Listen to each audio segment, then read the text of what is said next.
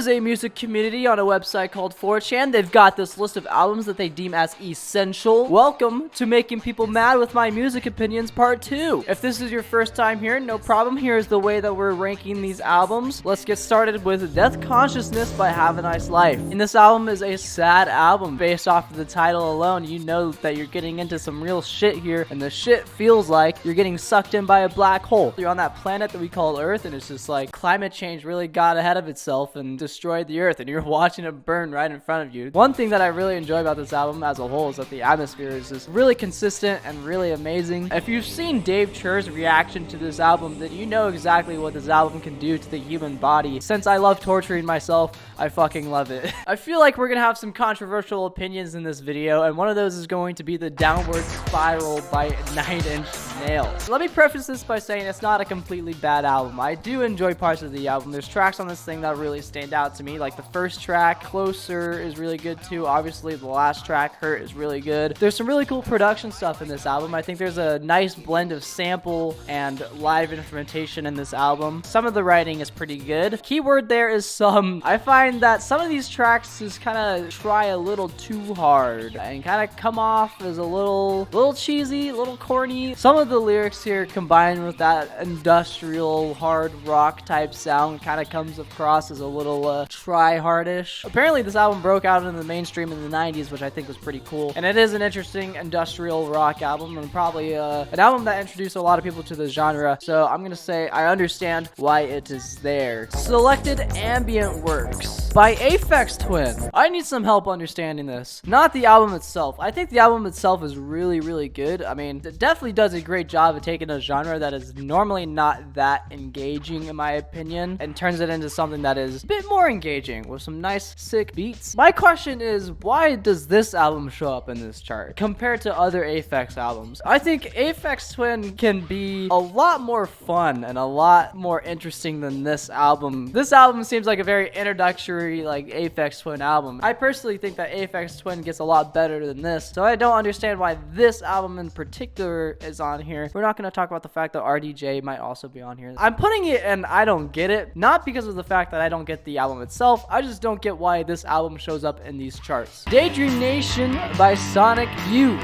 Daydreaming days and a Daydream Nation is what this band said once in a song, maybe twice. This album took a little bit of time to click with me. One thing about this album is that it came out like back in the 70s, right? A lot of the bands that I enjoy a lot today probably would not sound the same if it wasn't for this album. There's some great songs on this thing. I mean, we got Teenage Riot, obviously you gotta mention that song. There's Ocean Breeze, obviously you gotta mention that song. Or Cross the Breeze. Loser doesn't even know his song titles over here. I don't think it's the best in the genre though, and I'm honestly convinced that this might not even be the best Sonic Youth album in general. I'm gonna put this album in great, but not the best. The Emergency and I by the Dismemberment Plan. Goodness gracious, I love this album. Within the indie rock alternative circle, I feel like it has like a pretty unique style from what was happening in the 90s. The Modest Mouses of the world, the Pavements of the world, the Built to Spills of the world. With this album in general, I would group into that genre, but has its own identity outside of that genre. I feel like it's this very nervous, eclectic sound, a lot of loud guitars. The pacing on this album is very fantastic. Normally when albums speed up and slow down a lot within the album run, I kind of get annoyed by it, but I think this album does it really well. The City is probably one of the songs of all time. I absolutely love this album. I fucking love this album. Controversial opinion incoming. We are talking about Mezzanine by Massive Attack. I might just need to be listening to more trip hop, but I mean, like, I honestly find Uncle to be a lot better than this. It's kind of boring to me, to be honest. It's really long, so the album kind of drags. I don't think there's a lot of variation in this album, and it's not very memorable at all for me. Like, probably like the first 2 or 3 tracks are good, but then after that, the album just kind of takes a nosedive into the dumps, and I just don't get it. I just don't get it. Ooh, let's talk about Laughing Stock by Talk Talk. There's a lot of people that wanted me to listen to this album after I asked for more Slint-like albums, and I'm glad that I checked this one out. I honestly think I like this album more than I liked Spiderland. I think the jazzier vibe to it is pretty neat. A lot of fun instrumentation in this album with like the horns in there and the like the organ and the keyboards, and also like that cello, because like the bass in it doesn't sound like a normal electric bass guitar. It sounds like that upright bass, you know, After the Flood has easily turned into like one of my top 10 favorite songs of all time. I really love the abrupt abrasiveness of this album that comes out sometimes. I fucking love it. I already spoiled that by saying I liked it more than Spiderland. Let's talk about Pinkerton by Weezer. This album is an album about rivers, talk about sex and love and lesbians. I think this album is really good. I actually really enjoy this album. The thing that kind of turns me off of this album is the lyrics of the album. I mean, look. I am the wrong person to say that an album about horniness is a bad album. Look at my channel, for God's sakes. But I also wouldn't put Twin Fantasy up here. So I'm not gonna put Pinkerton up here. So we're gonna put it in great, but not the best. Animals by Pink Floyd. I'm gonna be honest, I feel like I haven't given this album the time that it deserves. I just kind of ran out of time because I have to film this video. I keep a schedule. I'm a businessman. That was cringe. The album is cool. I really enjoyed the album. It just didn't necessarily blow me away. This album did come out in like what, like the 70s though, so I'm pretty sure if I heard it back in the 70s, the album would have blown me away. The album's got some cool lyrics. Apparently it's like an analogy type thing to Animal Farm. I probably won't go back to it. Pink Floyd doesn't really, okay, people might hate this one. Pink Floyd just doesn't really interest me a whole lot. I understand why it's there. Since I Left You by the Avalanches. Banger album. This is one of my favorite albums of all time. This is a huge inspiration to me in the past couple of years creatively. The sheer amount of effort that this project took to organize all these samples. There's like 900 samples in this album. I would argue that it is harder to create something like this with samples than actual instrumentation.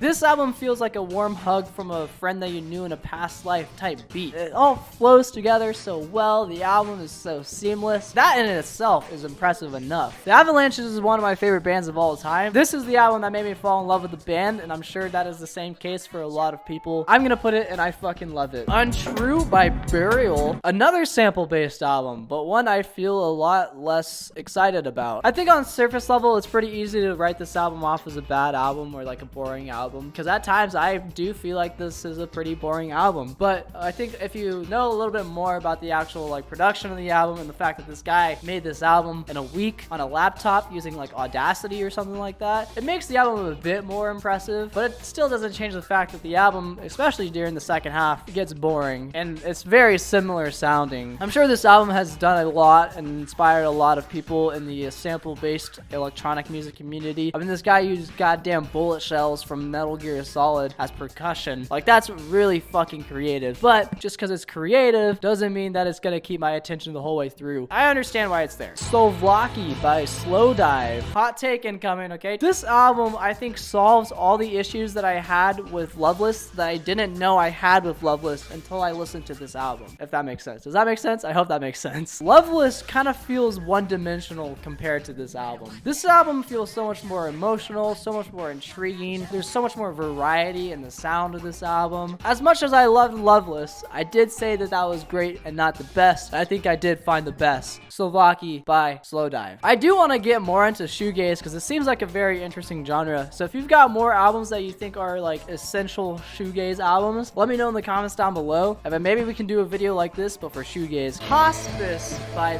the Antlers. I've got some problems with this album. I've got some issues. I think this album is clouded by its own ego. The story of the album itself is cool. I think the album did a shitty job portraying the story though. It's like just so on the nose. They're just like shoving it in your face. All these songs just kind of build up to like this like huge wall of sound to where like I'm assuming the band thinks there's like, oh guys, this is gonna make them fucking cry. People enjoy it. People emotionally connect with this album. I guess it just didn't click with me. Maybe I am a cold-hearted bitch. I would say that that this album sounds like Arcade Fire trying too hard, but I mean, we already know what that sounds like. I'm gonna put it in I think I get it, because like I said, a lot of people emotionally resonate with this album, so I think I understand why it's on this chart. The Glow Part 2. You guys are waiting for this one. I know Jackson was waiting for this one. I put this one in the thumbnail for you, buddy. No one can deny the fact that this album is great. Maybe my dad will. No one of culture can deny that this album is great. Just that lo-fi production, that fuzziness, the variety of sound in these tracks, the lyricism, the storytelling. This album is heartbreaking. It is beautiful. It is a masterpiece, but Mount Eerie is better. I think as an album experience, this album is a little bit all over the place compared to Mount Eerie. This album feels like a playlist album of sorts. If I want to sit down and listen to this thing, I can, but it's not going to be the same exact experience as I would get by listening to Mount Eerie. Mount Eerie just feels like a more complete project to me. So in that case, I'm going to put this in great, but not the best. Homogenic by Bjork. If you're in the Discord, this has already been spoiled for you. This was my first experience with Bjork. I am completely blown away by this album. I am blown away by Bjork, her voice, her production. This album feels so emotional. Bjork's voice is so unique, and that's probably because she's from Iceland, and I haven't heard many Icelandic singers. I think what's more unique about her voice is how much emotion she pours into it. You can hear her just giving it her all, and I really appreciated that about her voice. Combine that with these amazing string arrangements and these awesome beats, bro. I've never heard an album that combines these like sort of IDM type beats with these strings like that in my life. This album completely blew me away, and I cannot get enough of it. I'm gonna put this album, and I fucking love it. Please let me know in the comments down below what opinions of mine pissed you off today. What opinions of mine did you agree with today? If you guys missed part 1 of this series, you can watch that here. You're also more than welcome to rewatch that. I would also appreciate that. Thank you for watching this video.